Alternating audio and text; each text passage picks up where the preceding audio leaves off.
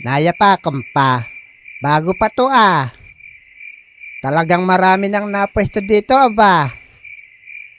Itong isang to, sariwang-sariwa pa Dapat pala nahanap na ako ng bagong pwestuhan. Naku, asa na kaya si Mare? Hindi na siguro niya gagamitin itong katawan ng saging. Maitapon na nga lang.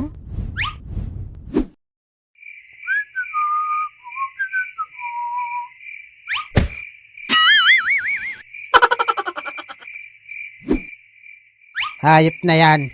Sino nagtapon ng puno ng saging, ha? Teka, ano ba to? Yak! Ew!